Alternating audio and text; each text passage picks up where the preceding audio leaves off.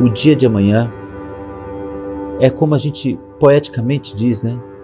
Minha vida é um livro aberto e as próximas páginas estão brancas. Eu vou escrever uma linda história, você não sabe o que você está falando. Porque a gente não sabe quando a gente vai embora. A Bíblia diz tudo sobre o tempo, só não diz uma coisa: quanto tempo você tem.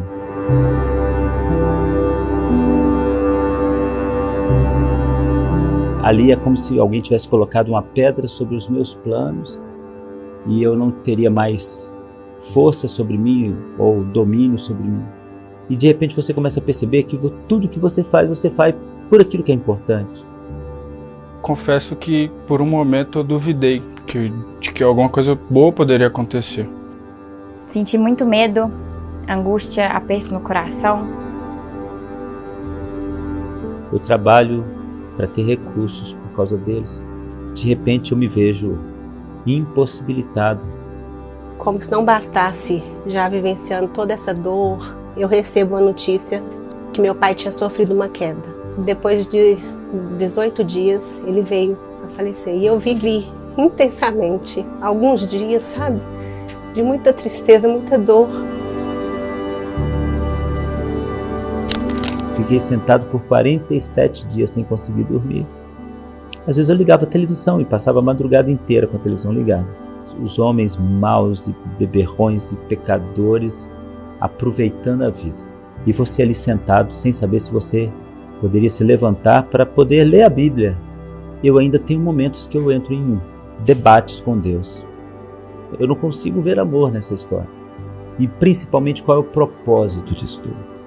A nossa guerra acontece aqui dentro da nossa cabeça. Porque o grande problema de doenças como o câncer é você acreditar em você. Os remédios começam a te dominar e você começa a perceber que você já não é dono do seu próprio corpo.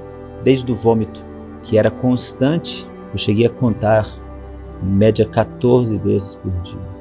E foi nesse momento que a gente descobriu que o caminho para tratar o câncer era muito mais complicado do que a gente imaginava. Em média, R$14 mil cada quimioterapia. Aí você começa a sentir que você está emagrecendo, está perdendo massa muscular. A ideia de Deus é que o homem olhe para si mesmo. Por mais difícil que seja eu guardar essa imagem ou aceitar essa imagem que tenho hoje, é aceitar que este cara fraco sou eu mesmo. Porque eu rejeito a imagem da fragilidade, da fraqueza.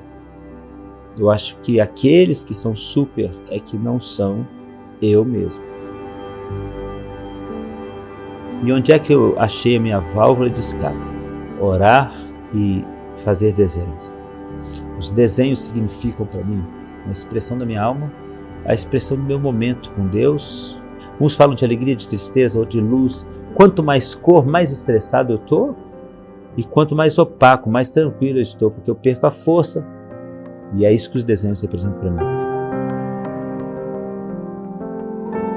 Vi um documentário de um especialista falando sobre peixes, que ele libera muitas bolhas como se fosse a figura de um afogamento.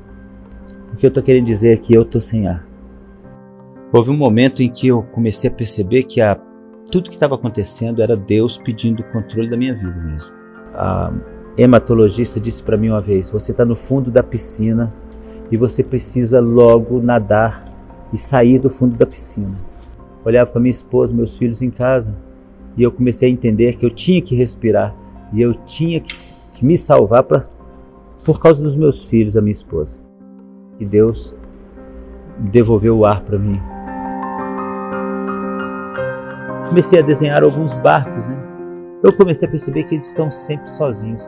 E na realidade é assim que eu me sentia.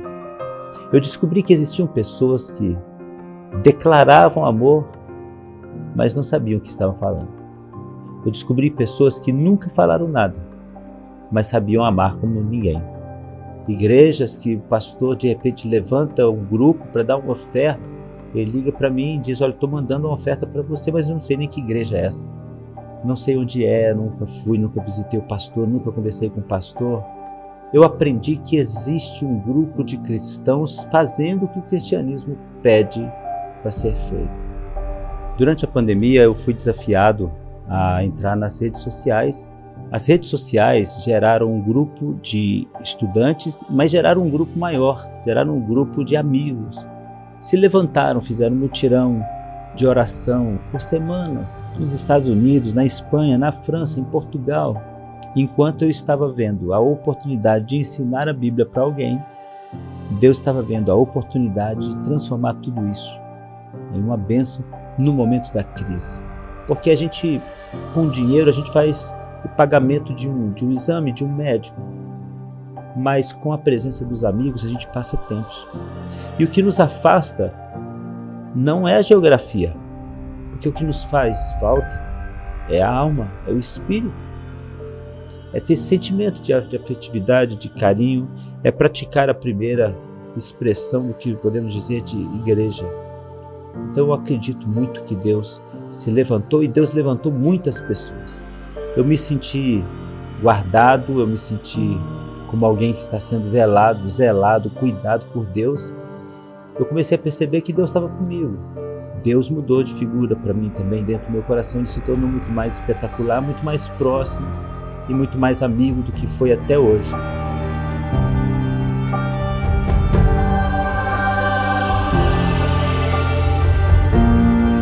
Daquele dia em diante, eu tive a certeza que Deus não vai me deixar sozinho. É importante que você saiba que eu sou pastor evangélico ainda, prego o evangelho às pessoas, falo do amor de Deus e tratando de câncer. E Deus não deixou de me amar porque eu tive câncer. O amor de Deus não está firmado nessas coisas. O amor de Deus está firmado na eternidade. E eu tenho que mostrar que a minha vida tem que glorificar o Senhor. A minha doença tem que glorificar o Senhor e a minha morte tem que glorificar o Senhor. E a minha dor pode também ajudar as pessoas, por que não? O Sr. Israel trouxe para mim esse presente maravilhoso que ele fez. Me fala de força, de resiliência, de coragem. Eu acho que isso é tão digno, ele mostrar e trazer essa força para aqueles que estão vivendo algo parecido. É de uma grandeza tão especial. E essas são as oportunidades que a vida nos traz, de fazer e receber. E me falou muitas coisas de Deus. No momento que eu cuido, eu sou cuidada. Isso. Não sabe o que é interessante? Descansou. O câncer tirou meu equilíbrio, tirou tudo. E nós vamos o quê? Recuperar. Por um momento ele esqueceu um pouco a dor dele e querer cuidar da dor do outro. É todo esse projeto que ele vem fazendo para poder ajudar outros pacientes que estão passando pelo câncer e às vezes não têm esse suporte, às vezes estão perdidos. E mesmo ele estando em um momento de fragilidade, ele encontrou força e fé para ajudar essas pessoas.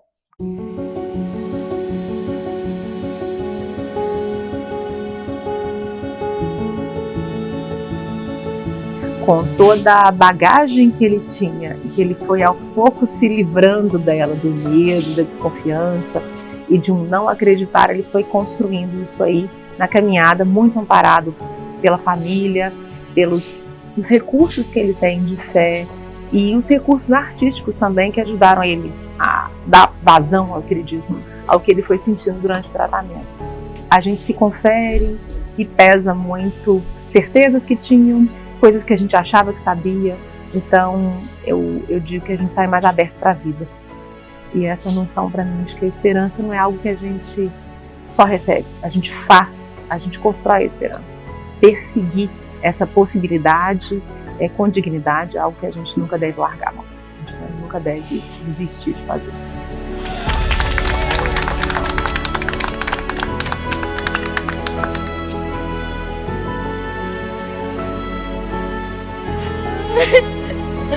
Ai, Jesus, obrigada. Eu falava, o meu filho está curado. Mas você sabe como é que a gente diz, o meu filho está curado. E a cabeça da gente fica, será?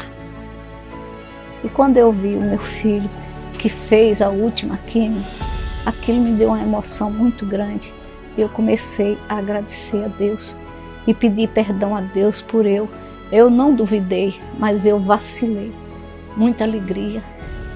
O Israel, de novo, reviveu. Nós acreditamos na cura e ele viveu isso. Eu costumo falar com ele que Deus é muito amigo dele e ele é muito amigo de Deus. Ele tem uma fé inabalável dele. Assim, a gente fica sem palavras para descrever o que Deus fez na vida dele e como ele se deixou ser usado diante dessa situação. Existe um brilho diferente no olhar dele e eu acho que esse é um tópico que só quem é muito próximo consegue perceber. Meu aniversário foi dia 23 de fevereiro e eu disse para Deus, o único presente que eu quero do Senhor hoje é a cura do meu marido. Então é gratidão que eu tenho por Deus, pela fidelidade, pela bondade, pelo presente que hoje eu entendo que Ele está me entregando.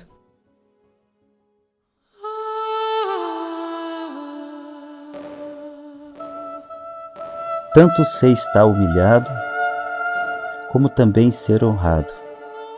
De tudo e em todas as circunstâncias, eu já tenho experiência tanto em tortura como de fome. Assim, em abundância como na escassez. E eu posso todas as coisas naquele que me fortalece.